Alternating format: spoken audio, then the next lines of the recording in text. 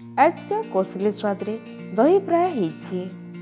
दही फ्राएटा किछि तुन शाग नहीं थिले भी दही फ्राए टिके बने देले आमे भात खाई पारमा। सबके रिनार जुहार मुई रिना मोर चैनल कोसली स्वाद के आपण मन के स्वागत करूछे। मुई दही फ्राए केनता करी बनी छे जे चलून तार प्रोसेसटा टिके देखि नमा। पहला गुटे आमे गैस रे फ्राइंग पैन टे बसामा। सेतिरे निके सरसो तेल 3 रु 4 चम्मच देमा। सरसो तेल के आमे गरम हेबार के देमा। सरसो तेलटा गरम हो गले इथिरे निके छोट चामच रे आधा चामच सरसो आउ जेतकी सरसो देथिला हेतकी एका इथिरे जीरा पकामा। जीरा आर सरसो के फुटबार के देमा।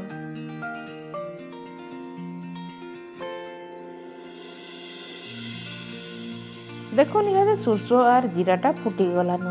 तार परे आमे देमा इहादे गुटे उइल जेनटा के मुई छोट छोट करी काटी देथिली। तार संगे मिर्चा 2टा दमा जेटा के भी पूरा एकदम छोट छोट करी काटमा। इहादे मुई ने देइछे ओदा चुपलाटा टिके बागिर चुपी देले बेसी बढ़िया बासना आसी। तार संगे देमा लहसुन 3टा रु 4टा सेटा के भी आमे छोट छोट करी काटमा। इहादे मुई ने देइछे मुसिंगा पतर गुड़ा दू। ई सब प्रोसेस आमे थरे के देमा। गैस रो फ्लेम के टिके स्लो रखिथिले ठीक हेबा। तार परे इने देइछे मुई इटा मिर्चा 4टा सुखाटा। इहादे ई सब के आमे भाजी दमा। एतकी भितरे आमे निगे दही के फेटी दमा। मुई इटा गुटे व्हिस्कर नैछे जदि निगे चामच थिबा बेले भी चामच रे भी एंता करी फेटी पारबे। बाकी फेटी देले टिके बढ़िया हेसी। हेतिले मुई इहादीटा फेटी देइछे। आउ जेते बेले भी दही नाउछन फ्रेश दही नेले बेसी भल लागसी। ई सब के आमके कच्चा बासना जीवा तक भाजबार अछि। अति बेसी लाल करबार नेन। लाल कले भी हेते तार टेस्ट नहीं आसे। एतकरी बोतरे रखमा आर इहादे आमे मसला माने देमा। मसला रे मुई इने आधा चामच नैछे धनिया पाउडर। इटा छोट चामच है सेतिरे आधा चामच नैछे।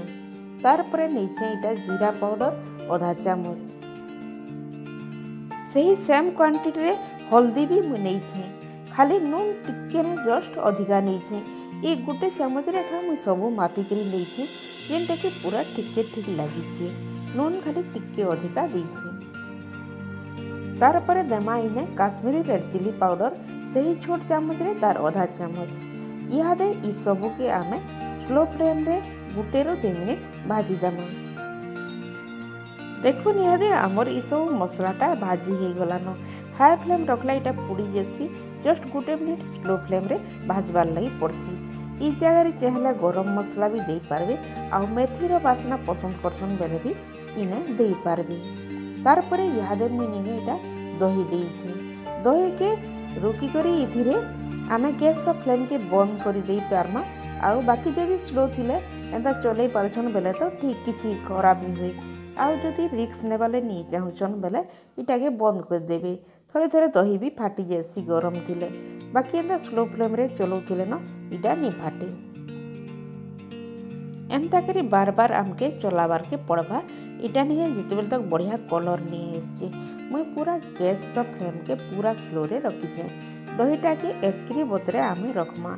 इथुरु जदी पैन करी करी खाइबार लई चाहुछन बेले टिके पैन भी दे पारबे। तार परे इहादे मुई इने देइछे धनिया पतर गुड़ा दू। इटा बनाबारटा निके बहुत सहज है आउ खाइबार लगी बहुत भल लागसी। इटा के आमे पखाल सुखा आउ रोटी रे भी खाई पारमा। देखुन केते सुंदर करी रेडी हैला हमर दही फ्राए। मोर ये दही फ्राए रेसिपीटा भल लागला बेले प्लीज लाइक कमेंट शेयर करूँ और मोर चैनल कोसली स्वाद के सब्सक्राइब करबार लगी नहीं भूलून। पाखे थिबा बेल आइकन के प्रेस कर दोन जेनथिले आगे जेन वीडियो देवी तार नोटिफिकेशनटा आपण माने आगो पाई पारबे। हो रहली जुहार फिर के भेटेमा आर गुटे नुआ रेसिपी रे।